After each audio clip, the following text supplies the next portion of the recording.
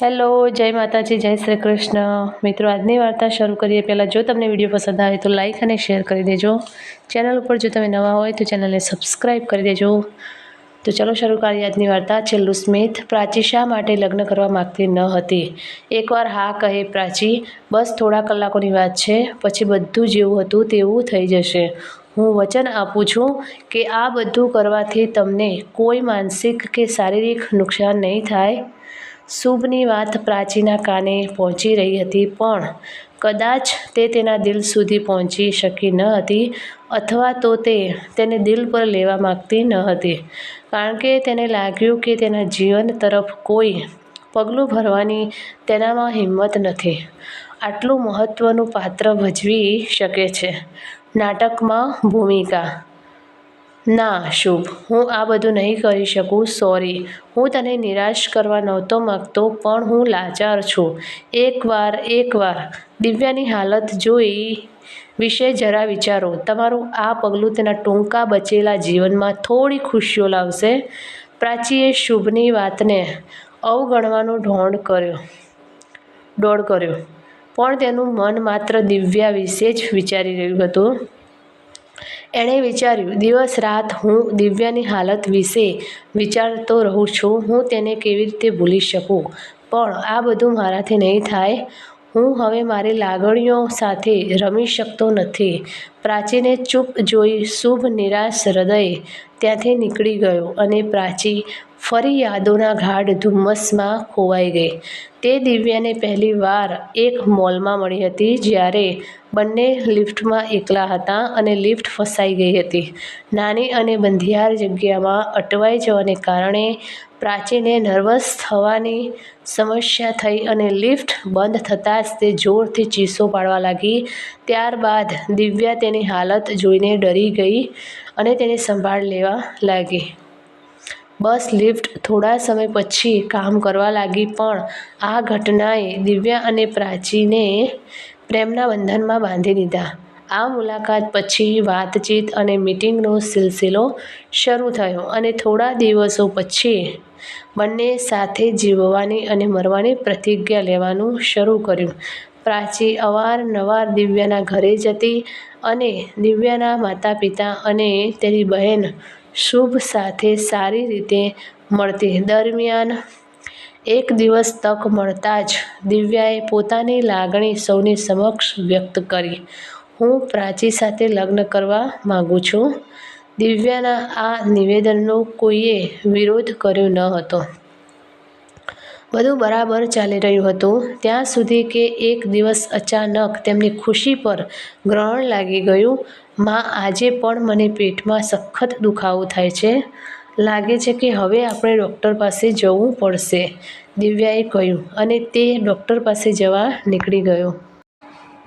ઘણી ટ્રીટમેન્ટ પછી પણ જ્યારે પેટના દુખાવાની આ સિલસિલો એકાદ 2 મહિના સુધી સતત ચાલુ રહ્યો, ત્યારે કેટલાક ક્ષણો અને વધુ તપાસના આધારે એક દિવસ ડૉક્ટરે કહ્યું, મને માફ કરજો, તેને પેટનું કેન્સર છે અને તે પણ છેલ્લા સ્ટેજમાં.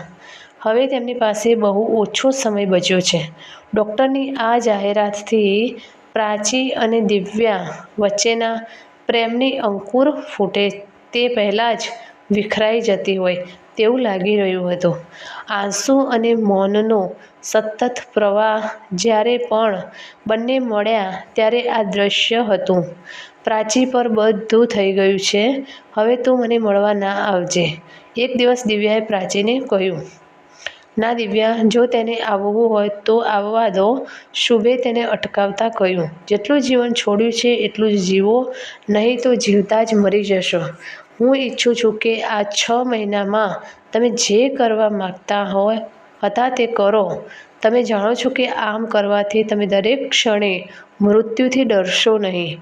જો શક્ય હોય તો આ દુઃખના સમયમાં પણ તમારી જાતને એટલા ખુશખુશાલ અને વ્યસ્ત બનાવો કે મૃત્યુ તમારી પાસે આવે તે પહેલાં તમે એક વાર વિચારી શકો કે તમે ખોટી જગ્યાએ આવી ગયા છો. જ્યારે તમારી પાસે હોય ત્યારે જીવનને સંપૂર્ણ રીતે જીવો. અમે બધા તમારી સાથે છીએ. અમે વચન આપીએ છીએ કે અમે તમને તમારી બીમારીથી ગંભીરતાનો અહેસાસ પણ નહીં થવા દઈએ.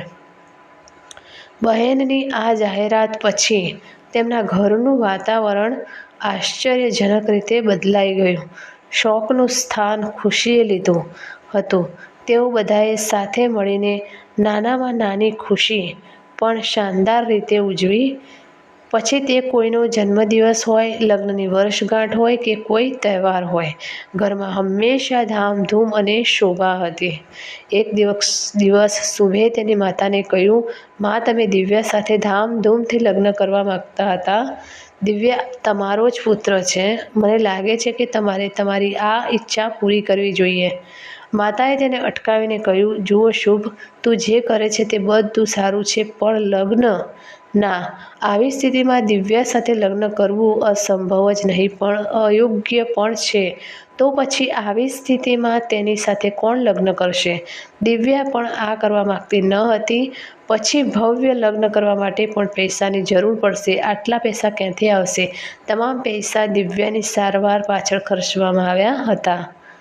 "મા, મેં દિવ્યા અને પ્રાચીને ઘણી વાર લગ્નના સપના જોયા છે. હું નથી ઈચ્છતો કે ભાઈ આ ઈચ્છા સાથે આ દુનિયા છોડીને જાય. હું તેને મારી સાથે લગ્ન કરવા મનાવીશ. પછી શું આ લગ્ન સાચા લગ્ન હશે? તે માત્ર ઉજવણીનું બહાનું છે. બસ આ માટે તૈયાર થઈ જાઓ. હું કાલે જ પ્રાચીના ઘરે જઈશ. મને લાગે છે કે તેણી પણ સંમત થશે. અમારી પાસે બહુ સમય નથી. છેલ્લી ક્ષણ ગમે ત્યારે આવી શકે છે. જ્યાં સુધી પૈસાની વાત છે તેની પણ વ્યવસ્થા કરવામાં આવશે. હું મારા બધા સંબંધીઓ અને મિત્રોની મદદથી પૈસા એકઠા કરીશ." આમ કહીને શુભે પ્રાચીને ફોન કર્યો કે તે તેને મળવા માંગે છે. અને આજે જ્યારે પ્રાચીએ શુભને આ પ્રપોઝ કર્યું ત્યારે પ્રાચીના જવાબથી શુભ નિરાશ થયો. પણ શુભ નિરાશ ન થવાનું શીખી ગયો હતો. "હું દિવ્યાના લગ્ન ધામધૂમથી કરાવીશ અને એક બહેન તેના ભાઈના લગ્નમાં જે ખુશીઓ ઉજવે છે તે તમામ ખુશીઓ બતાવીશ. આ માટે મારે ગમે તેટલું કરવું પડે." શુભ તેના ઈરાદા પર અડગ હતો. ઘરે આવતા જ દિવ્યાએ શુભને પૂછ્યું, "શું થયું? પ્રાચી રાજી થઈ ગઈ?" "હા, હું સંમત છું." "તેણી શા માટે સંમત થશે નહીં?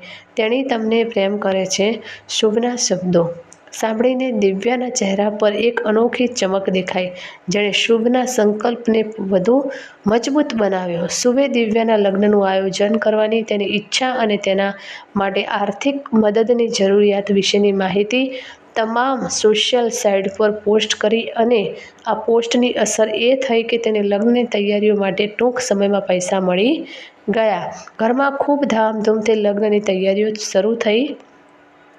દુલ્હનના કપડાં અને ઘરેણાં, ચૂંટણીઓ, મહેમાનો માટે ખાવા પીવાની વ્યવસ્થા, ઘરની સજાવટ બધું લગ્નના ઘરમાં જેવું હોવું જોઈએ તે રીતે થવા લાગ્યું. લગ્નનો દિવસ નજીક આવી રહ્યો હતો. ઘરમાં બધા ખુશ હતા. માત્ર શુભને ચિંતા હતી કે કન્યા ક્યાંથી આવશે. તેણે બધાને ખોટું કહ્યું હતું કે પ્રાચી અને તેનો પરિવાર આ નાટકીય લગ્ન માટે તૈયાર છે.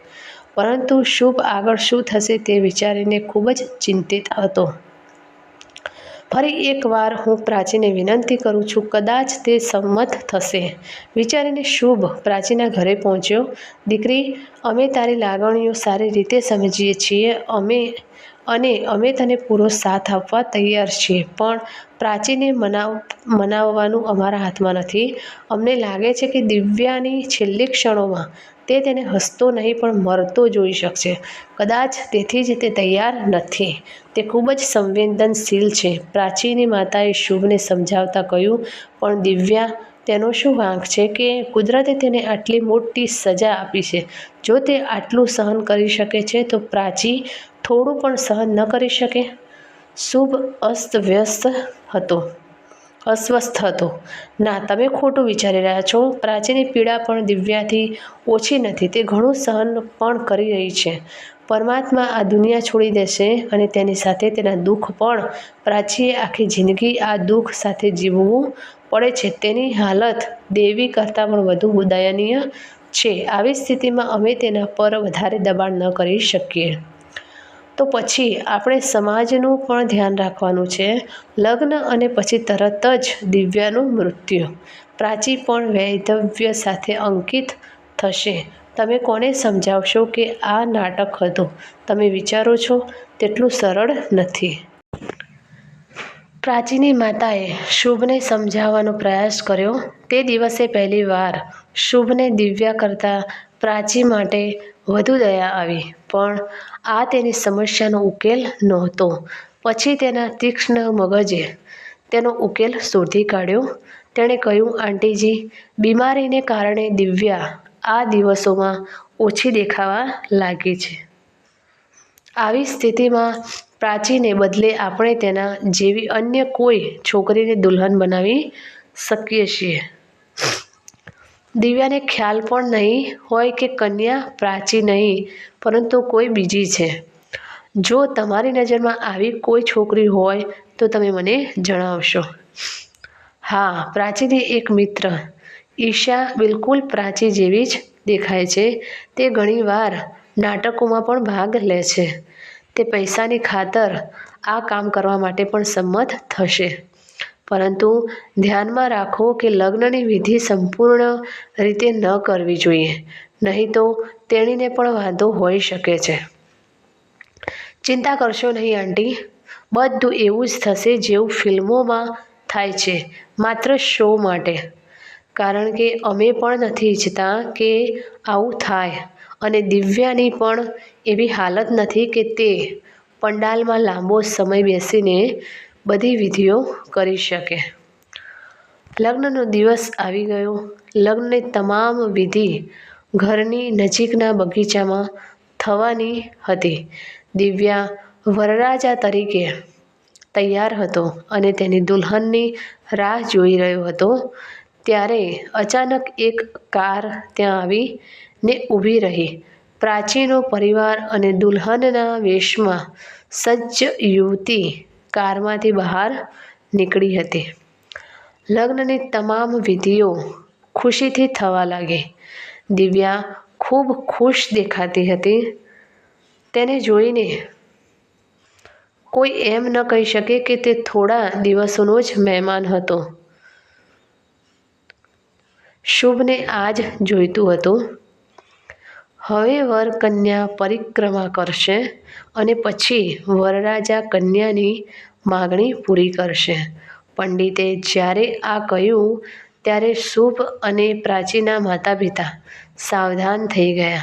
તે સમજી ગયા કે હવે સમય આવી ગયો છે જ્યારે છોકરીને અહીંથી લઈ જવી જોઈએ, નહીં તો દુર્ઘટના થઈ શકે છે. અને તેણે કહ્યું, પંડિતજી, કન્યા ગભરાઈ રહી છે.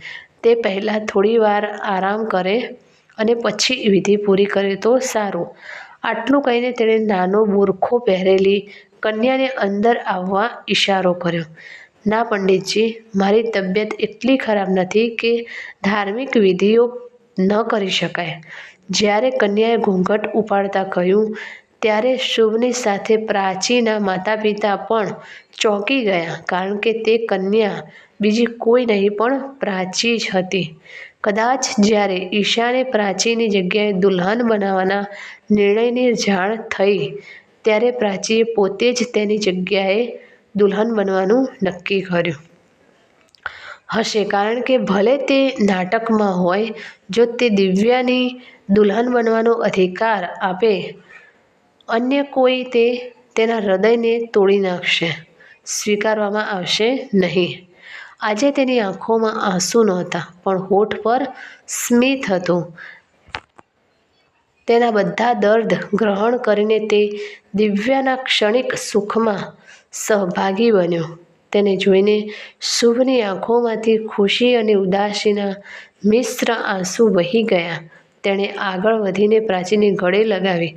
આ જોઈને દિવ્યાના ચહેરા પર એક અનોખું સ્મિત દેખાયું. તેના ચહેરા પર આવું સ્મિત આ પહેલાં કોઈએ જોયું ન હતું. પણ કદાચ એ તેનું છેલ્લું સ્મિત હતું. કારણ કે તેનું નબળું શરીર આટલું શ્રમ અને સુખ સહન કરી શકતું ન હતું અને તે પેવેલિયનમાં જ બેહોશ થઈ ગયો. દિવ્યાને તાત્કાલિક હોસ્પિટલમાં લઈ જવો પડ્યો હતો, જ્યાંથી તેને તાત્કાલિક આઈસીયુમાં મોકલી દેવામાં આવ્યો હતો. થોડા દિવસો પછી દિવ્યા તો ન હતો પણ જતી વખતે તેના હોઠ પર સ્મિત હતું. પ્રાચીનો આ અણધાર્યો નિર્ણય દિવ્યા અને તેના પરિવાર માટે વરદાનથી ઓછો નહોતો. તેઓ તેમના આખા જીવનમાં તેમના પર આ ઉપકાર ચૂકવી શકશે નહીં. હવે પ્રાચીના ભાવિ જીવનને આકાર આપવાની જવાબદારી તેની હતી. તો મિત્રો, આ કહાની તમને કેવી લાગી તે કોમેન્ટ કરીને જરૂર જણાવશો. અને વિડીયો પસંદ આવ્યો હોય તો લાઈક અને શેર કરજો તથા ચેનલ પર નવા હોય તો ચેનલને સબસ્ક્રાઈબ કરી દેજો. ફરીથી મળીશું આવી જ એક નવા વિડીયો સાથે. ત્યાં સુધી નમસ્તે, જય માતાજી, જય શ્રી કૃષ્ણ, હર હર મહાદેવ. Thanks for watching.